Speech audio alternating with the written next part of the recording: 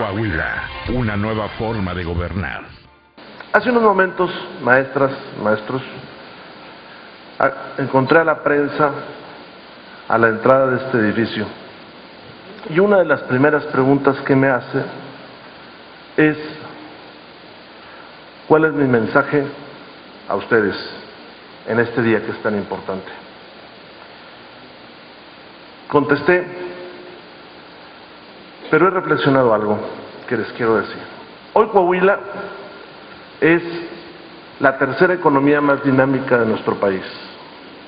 Hoy Coahuila es el cuarto estado más competitivo de México.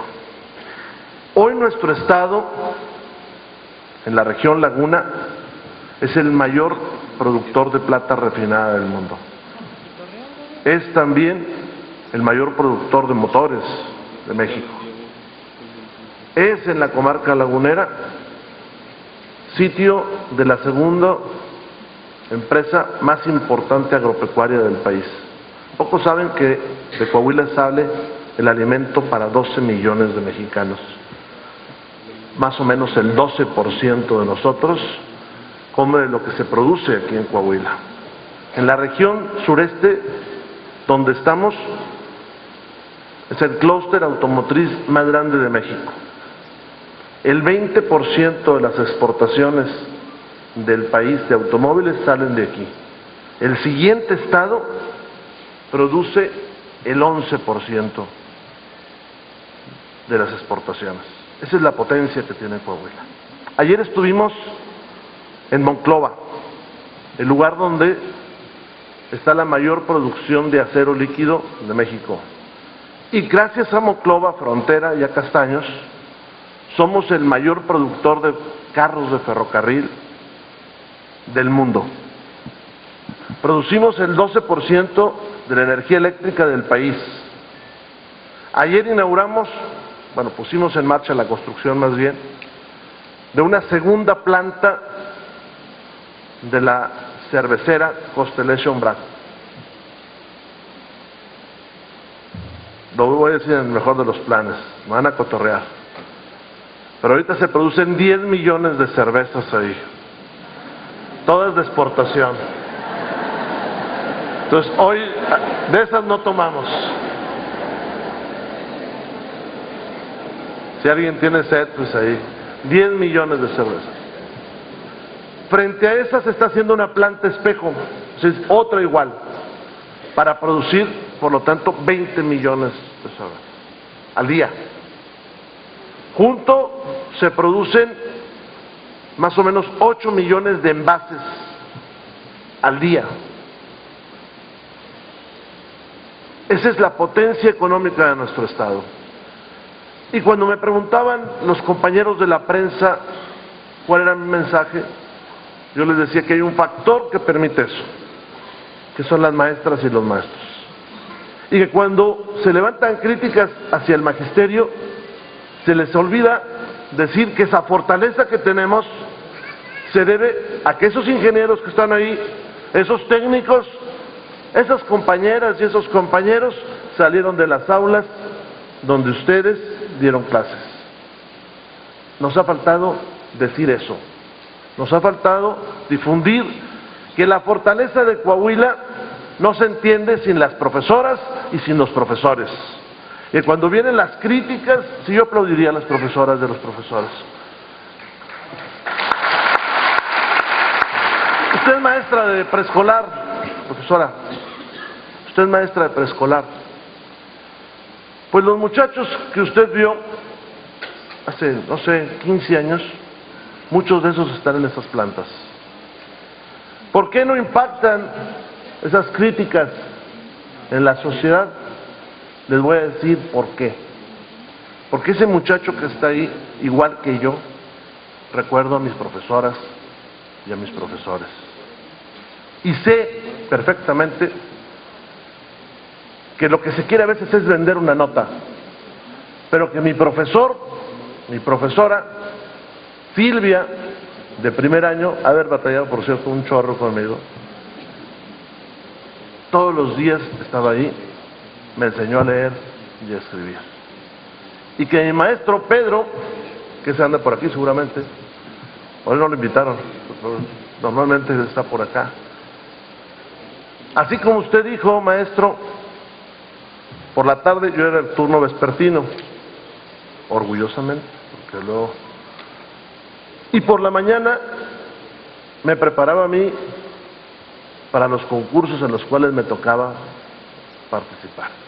Y los sábados por la mañana nos juntaban a todos ahí. Cuando salen esos anuncios de los sueldos, que luego al final descubrimos que no era cierto y que nadie aclaró, nadie dice que el profesor trabaja 24 horas al día. Yo lo sé.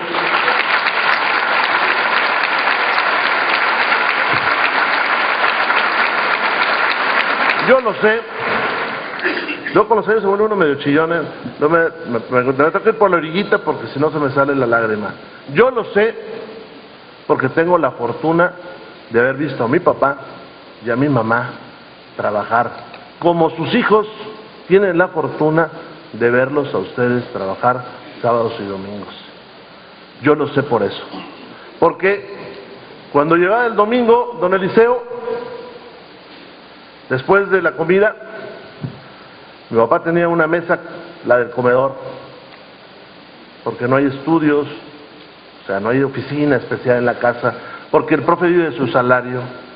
Ahí en la mesa del comedor nos ponía a hacer la tarea y él sacaba altos exámenes a revisarlos, uno por uno. Y yo ya me sabía la historia. Sacaba los exámenes, los revisaba y a media tarde más o menos terminaba y se ponía a preparar las clases. Y allí en la casa de ustedes, bueno, la de mamá, están todavía los textos.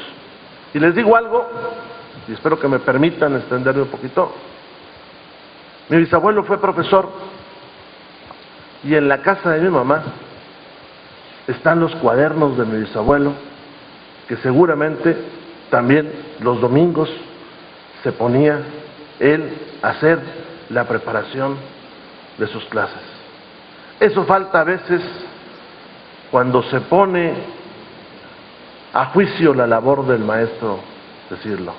Falta otra cosa, no sé si tengamos aquí maestros seguramente del desierto, pero sí sé que muchos de ustedes seguramente estuvieron en el desierto de Coahuila. Falta otra cosa decirlo, maestro, usted que asintió, que ahí donde no hay otro profesionista, y usted lo debe saber, ahí donde no hay otra autoridad por las noches o los fines de semana, ahí está un profe. Ahí está un profe como el maestro que encontré el otro día en Francisco Cos, un ejido aquí en Ramos Arizpe, que cuando llegué a visitar la comunidad, es una comunidad muy pequeña, de una escuela unitaria, que a veces también se olvida decir eso, que muchos de ustedes pasaron por escuela unitaria y bidocente, y por la tarde había que agarrar a un niño que traía un problemita. Lo primero que me dice el maestro es, mire, estos dos niños, una niña y un niño, son los primeros lugares en la zona escolar. Orgulloso el maestro de sus niños. Después le tuve que decir, oye, profe, ¿y dónde duermes tú aquí? Después de que me platicó de los niños, me sacó los éxitos escolares que había tenido, me llevó a su casa del maestro y descubrí que tenía dos casas del maestro. La casa del maestro y dentro tenía un catre con una lona y se metía él adentro de la lona. Se tenía su casita de campaña. ¿Por qué? Porque toda la noche caían pedazos de techo. Eso no se dice, y eso tenemos la obligación, nosotros en el gobierno, de reconocerlo. Les quiero decir otra cosa, profesoras, profesores, nos han tocado vivir tiempos de cambio, yo lo sé, y eso estresa mucho. Tal vez algunos de ustedes tomaron la determinación de jubilarse a partir de esos tiempos de cambio. comprendo. Lo que sí les ofrezco, a lo mejor no lo hemos transmitido correctamente, pero lo que sí le ofrezco a la dirigencia sindical es estar cerca, muy cerca de ustedes para evitar injusticias. Y me refiero a los maestras y a los maestros que están en servicio. Para evitar que una ola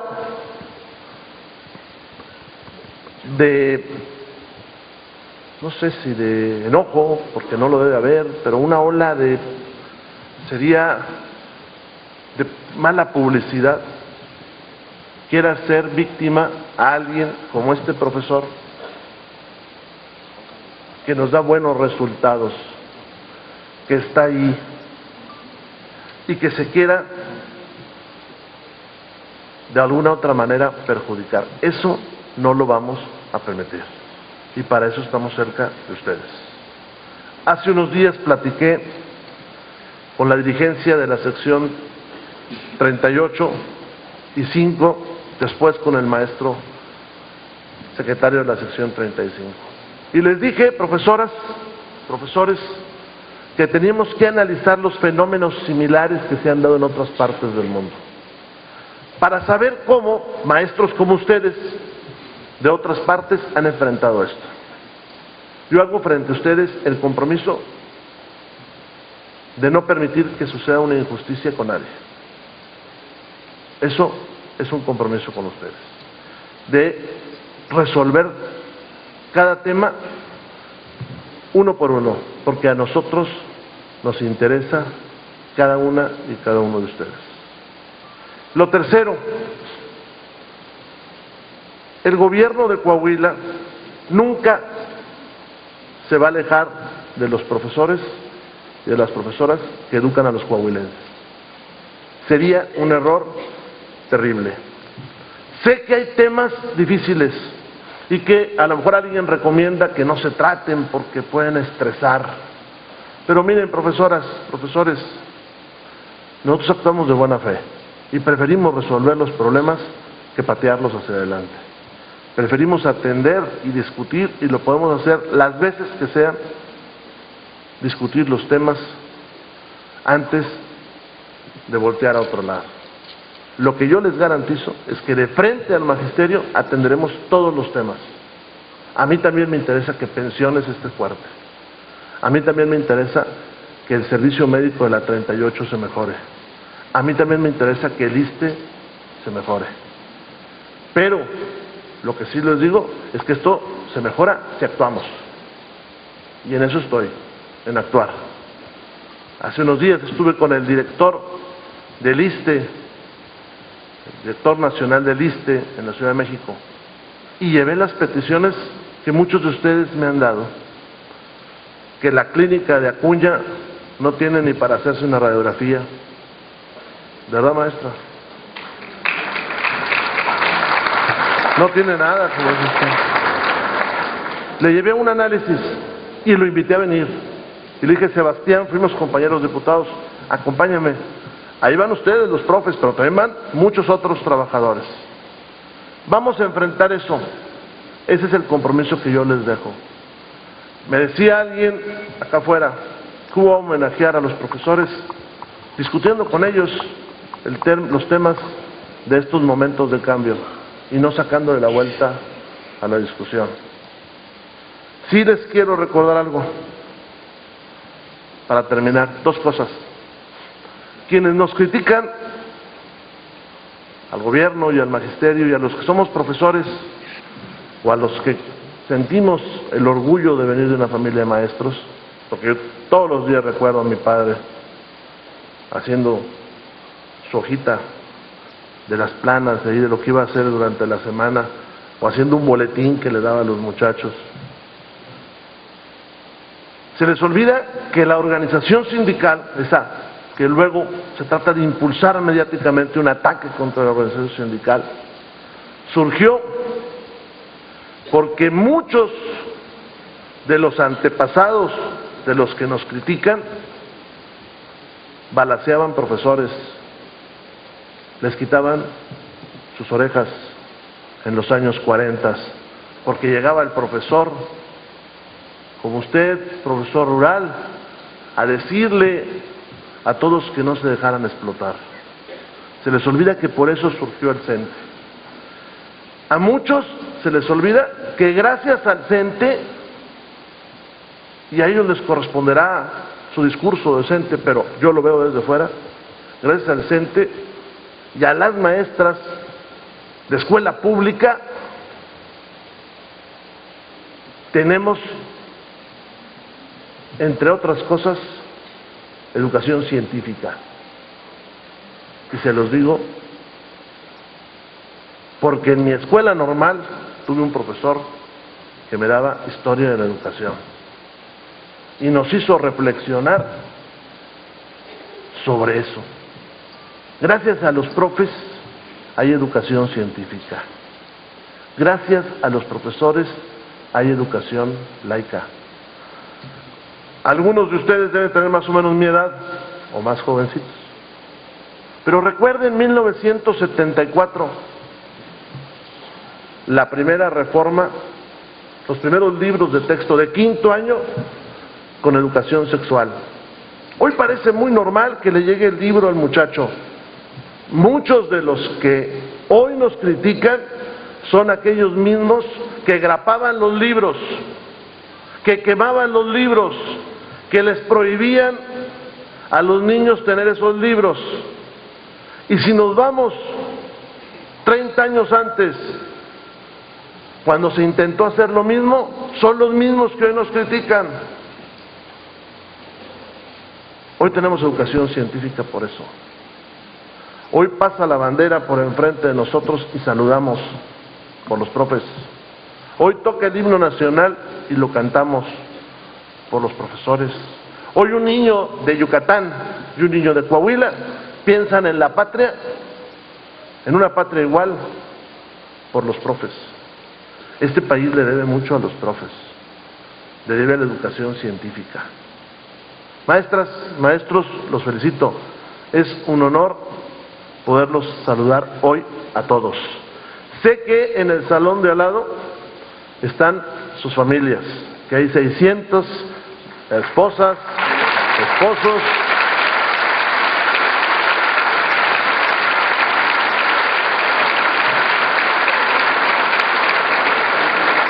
esposos, hijos, nietos, sobrinos. A ellos que están allá y que nos están viendo por televisión, pues los felicito. Y le digo que si la vida fuera a la inversa, uno escoge su carrera, la de uno, pero si los niños escogieran la carrera de sus papás, si fuera un mundo inverso, o una realidad inversa, yo escogería de papá y de mamá a un profesor. Gracias.